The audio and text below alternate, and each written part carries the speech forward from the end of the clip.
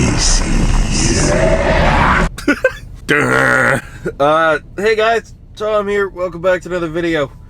We've got what should we do today? We can talk about the book stuff. So I finished writing my book. It's been edited. I've done all that stuff. I'm gonna go through a few of the comments today. I don't have a load today in the truck, which means I'm gonna be short $200, $300 on my paycheck. So you know what? Better use the time productively. I was thinking of maybe editing, but I've been putting off, editing videos and stuff, but I've been putting off this book stuff for like a month now. The book's been done for a little while. I just woke up. I'm dead inside, even though I'm rested. And I'm going to see what it takes to get a book published. I have to work on something called a query letter. Turns out, not very good at writing query letters because I keep making it longer and longer and more detailed, which I don't think is what you're supposed to be doing. So this is going to take some doing, and then I'll do some research into how to find a literary agent or whatever they're called, so that I can get the book into the hands of a publisher. And I might also get a lawyer to help with making sure, why am I yawning? To make sure I am retaining, that lighting doesn't make it any better. I'm just gonna go back to being dark to make sure I retain a good amount of copyright control over my stories. All right, but I'm gonna drive back to the DC. It's only 3 hours. That's nothing. And I'll see you guys then. I'm back. I'm still mysterious here. That doesn't really fix anything. And my hair is slightly better. Got my laptop here. I'm in the truck again. Same day. I just drove to the DC. I've got a day route, but it's not ready yet. So I'm gonna work on my query letter, which is a thing you apparently need in order to get your book ready for presenting it to a literary agent, I think is what they're called. And I didn't know what a query letter was, but I'm going to work on it now. Sarah Dagonia, my editor, who's a freaking rock star, told me what these are and gave me some good guides to follow. She even offered to take a look at it. She didn't mention anything about charging me for it, but she's been a huge help and super patient, because obviously with my job and YouTube and having a baby pretty recently, 6 months ago at this point, but you know what I mean. My schedule's just making me extremely unreliable. She's been super patient, and I've in turn let her take her time, and I'm really happy with how things have turned out. So I tried to leave a review, but it didn't work, so I'm gonna do it again. I'm gonna write my review real quick, and I'm gonna recommend this to you guys as well. If any one of you wants to write a book and have it actually be properly published and this, that, and the other, I would recommend getting an editor, not just giving it to your friends and this, that, and the other. Not that there's anything wrong with your friends, but you want someone with some established credibility and experience looking at your stuff, and then you can pass it around to people for them to look at. But yeah, Sarah, even though this isn't the sort of stuff that Sarah normally reads, this science fiction stuff, I'll read you my query letter in a second. She's been really great about it, and she enjoyed reading the book, which is a good sign, because she basically said, this isn't normally what I read, but I really liked it. And I'm like, well, that's good. I'm glad you liked it. But we've gone over all the concerns I had and all the ones she allayed and all the things I needed to work on and all that good stuff. So I'm just going to write this review really quick. Awesome. Submit review. All right, this review has been submitted. All right, good. Now, let's go to the query letter. So there's a whole bunch of things that are expected of you when you write a query letter. It's not just a summary of the book. You're expected to do a few certain things and really kind of sell it to them, but in a certain way. So there's templates and suggestions and things like that, and I've tried to follow it by creating myself a checklist of all the things that are expected of you. But I've made this really long thing of several paragraphs, and it's a bit nuts. So I might read the unabridged version to you guys and then send it over to Sarah to see what she thinks and try and, I don't know, compress it somehow. That's the dream. So I've already, because you kind of have to say, dear editor, agent person, whoever you're writing it to, you got to introduce the book, The genre, sci-fi fantasy book. I didn't actually do that. The word count length, it's about 100,000 words. I wrote that down. Is the first of a series where, okay, cool. I also didn't say whether it was in a series or not. Established setting and main characters' kind of journey or struggle. Discuss obstacles and climate of the current world within the story. These aren't like bullet points I've been given. These are just from observations I've made reading other examples. Make lots of comparisons to books the particular agent has worked on. Since I don't know who I'm giving the book to yet, I haven't done that right now. This is just kind of a template that I'm going to kind of adapt to reuse on multiple different agents. That might be a little lazy. But again, I don't know what the proper way is to do this. I don't know who I'm going to yet because I don't even know which publishing house or whatever I want to go to yet. I do know for a fact, though, that as we start getting into the nitty-gritty of, figuring out, how much they want to pay me and this, that, and the other, and how much creative freedom they can have over the property and this, that, and the other, I'm probably going to get an attorney to help me go over all of the legal documents because I don't have any, experience with dealing with law and things like that and reading, legal language and this, that, and the other, because that's a whole other thing. Because I want to make sure I maintain some creative control over this, especially when it comes to adaptations or future books and this, that, and the other, because I don't want them to then one day be like, we're going to edit or cut out or change this about your book because we think it would be better suited for the current social climate, or that it seems a 254 number. No idea. Anything like that. Like, I don't want them to just be able to make edits for stupid, superfluous reasons that could potentially ruin the entire book. I basically want the story to remain the same, the characters to remain unchanged, and for people to not be allowed to screw with it. I also need to talk about my target audience. The target audience is a little tricky because it's basically, if it were a video game, it would be like M for mature or Peggy 18 or whatever, or 17, I'm not sure. And if it was a movie, it would probably be R, I think. How about? I'll just say aimed at young adult and adult audiences, the 100,000 word sci-fi fantasy book, The Mad Architect. Yeah, so that should be fine. Maybe. Sarah will let me know. She's pretty straightforward.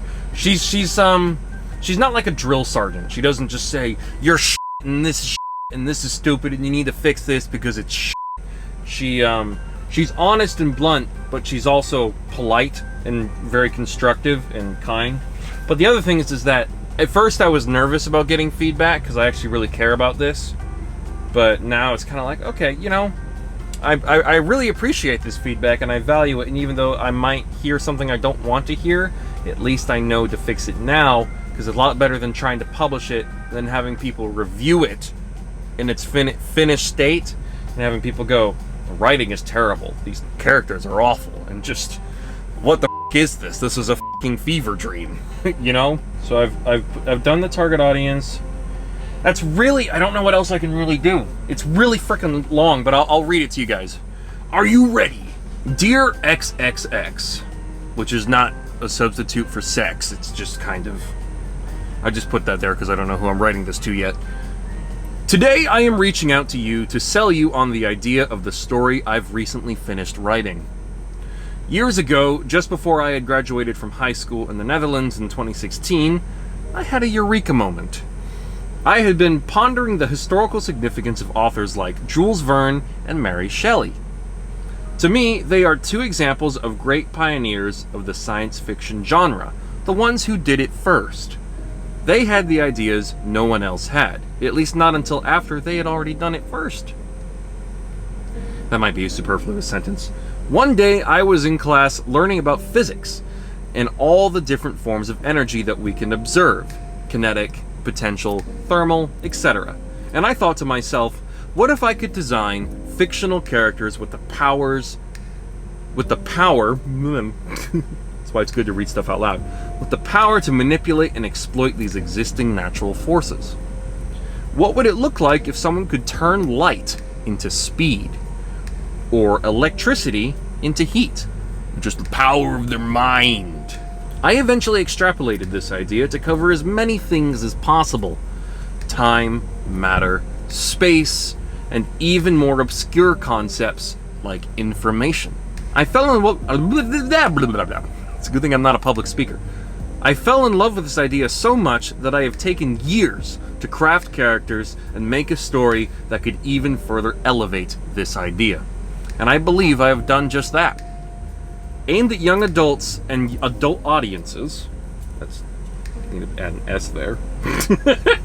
The 100,000 word sci-fi fantasy book, The Mad Architect, is the first of a series where we are introduced to a several billion year younger version of Mars, predating life on Earth. An era so ancient that corrosive forces will erase almost all physical evidence of its existence. A world filled with life, technology, and evolved beings with supernatural powers, such as homogenesis, humans, just evolved, angels, and the architect deities that rule over everything.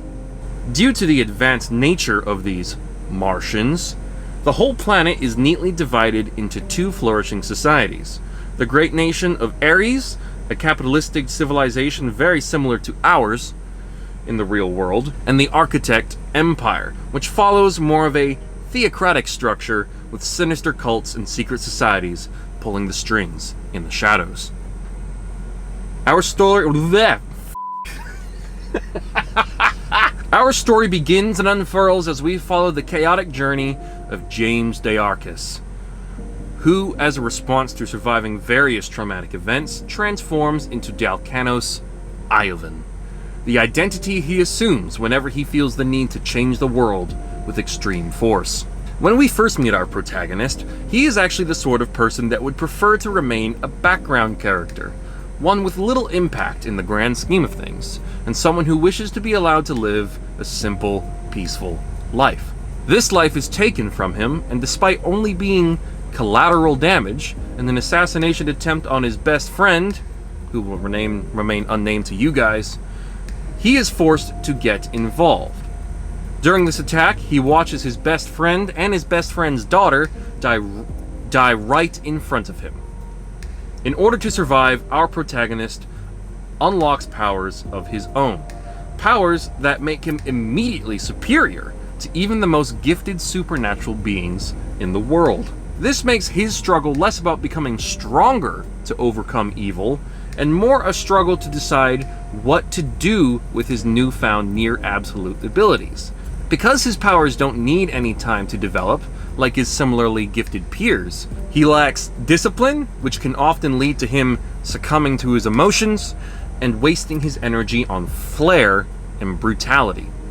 Another byproduct of the attack is a thirst for revenge.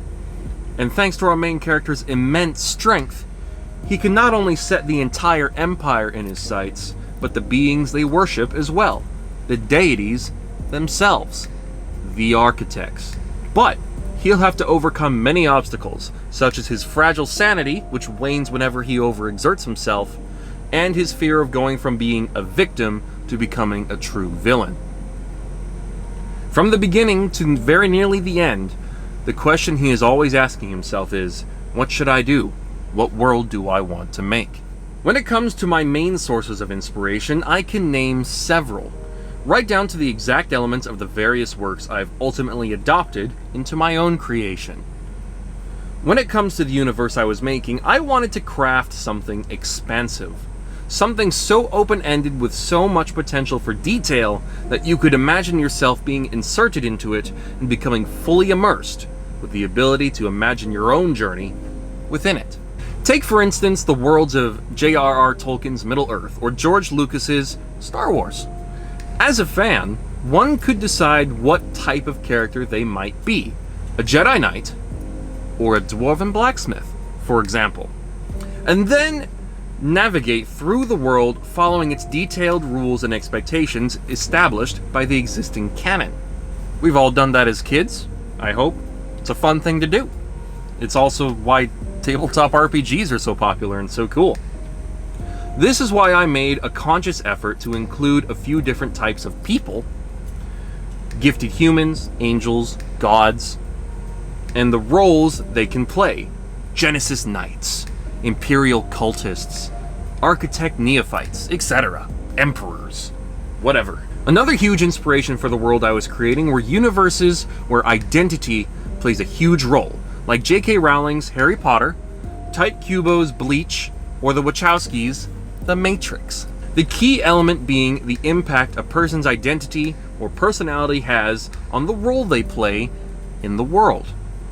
In Harry Potter, you have the Hogwarts schoolhouses that are designed to group together specific types of people. In Bleach, the nature of a person's powers and the appearances of the weapons they wield are a reflection of who they are and how they think when it comes to problem solving. In The Matrix, each character has an avatar to represent who they are, from their abilities right down to their entire appearance. This is why each individual character specializes in certain types of abilities. These specializations in my book are called penchants, and have unique tools to use as conductors for said powers, which tend to follow unique and consistent color schemes as well. Makes them easier to identify, in my opinion. So basically what I'm getting at here is that if you were a fan of my story and franchise, you could say, I'm going to be this character, I specialize in these types of powers, this is going to be my job or role or profession in my universe, and this is how my life would be. And you could write a fan fiction, have a tabletop RPG, roleplay with your friends, or just listen to music and daydream about it in your head. I like universes where you can do that. That's not in my query letter, I'm just kind of talking to you guys. My vision for Ivan, the name of our main character, originally began with him being overpowered from the beginning, and him also being a morally gray character, and he's kind of remained the same for almost a decade, since the inception of this character. And I truly believe his And I truly believe his journey is special, and could be a refreshing break from the typical hero storyline where the protagonist must overcome evil and protect the weak because he has to. From Ivan's perspective, he could do whatever he wants with little to no consequence to himself. He could give in to his anger and destroy the Empire and kill everyone who played a part in his friend's death. Or he could try and do what he knows is right and collect as many good people as possible to find a way to make the world better. But under the constant threat of going completely insane, he struggles to give himself a clear answer of what he truly wants. Not to mention, I love overpowered characters as a writer, because making them interesting and getting people to invest in them is not an easy thing to do. What makes Superman worth rooting for, since there's no logical reason to believe he could ever be defeated? What made Thanos such a great villain, despite his complete and utter defeat of the good guys? I decided that the answer is that if you're going to have a character always win in a fight and make them look like the most powerful thing in the universe, then you have to give them a weakness so that they have an opportunity to lose in a different way. So that's all I've got so far on the query letter. Still working on it. I like it. I like that I've got this kind of fun summary here. I think it's actually a really good summary and description of what's in the book, but it might be too long. So I'm going to send that to Sarah now that I've read it to you guys, and we'll see what she thinks and go from there. And then after that, I will go over the comments, some of the remaining comments I've got on the document still for the book, resolve them, remove them, and then the book should be ready to be submitted, hopefully.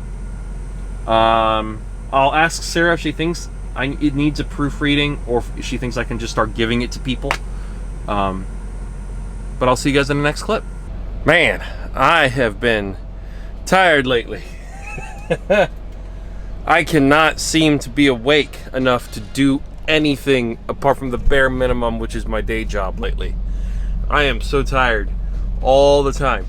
But I'm gonna drink one of these, and I'm gonna read to you my response from my editor for my book, and then I'll get to work on stuff, because I know she responded. Oh my god! What the dickens? Why am I able to connect to Come and Go Wi-Fi? There isn't a Come and Go near me. Well, it isn't working, so that's not a surprise. Okay, well, I was about to say my computer must run on f***ing Einstein-Rosen bridges or something to make that possible. We should be fine just using my hotspot. No big deal. So in case, I mean, it was literally just the last clip, so there's no reason why you wouldn't remember, but I just... basically, the last thing I did is I reached out to Sarah and I said, hey, here's my...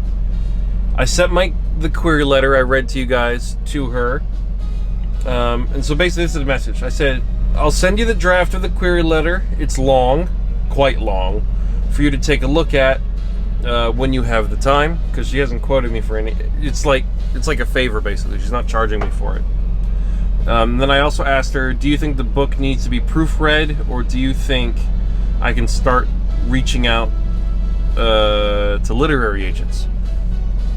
And I gave her the link and all that sort of stuff, and she says, I'll take a look at this query letter ASAP, most likely next week. It's Saturday, so that's fine. There's no deadline. One of the few things in my life that I don't feel like has a deadline. And she says, proofreading is usually the last step before publication, after the book is already in layout. So I think if you feel confident with the copy editing changes, then you can start reaching out to literary agents. If an agent requests the first 50 pages or so, go ahead and read those pages over again for typos before you submit. We're just going to leave that yawn in. Sometimes a typo will sneak its way in when copy editing changes are getting made, even though that's exactly what we're trying to avoid. Let me know if you have questions or want me to look over any pages before you submit anything. So, I'm torn, because I really want to start giving it to literary agents, but I don't know if it also needs to be proofread. And let me tell you, reading a book while editing it is very different from reading a book just to read it. It takes so much longer. I don't know how long it would take to read the book, proofread it, and then start giving it to people. Oh my god, that would take forever. I don't have the time to do something like that. So, I'm going to have to think. And also wait for her to give me feedback on the query letter, because that's also... There's no way that's not going to need some work. So, we'll see what she thinks of that. I'm going to now increase my heart rate, and we will see you in the next video. Thank you guys for watching. I never liked... Oh, Jesus. I never liked the way this stuff tastes, but thank you guys for watching. I hope to see you all in future videos. I'm Tom the Racing Joker. Thank you all for Thank you all for subscribing. I'm gonna go back to waking up and make myself some breakfast. I'm literally resting my feet on a microwave right now, and see how we do in the next video. Take it easy, everyone. I love you, and bye-bye.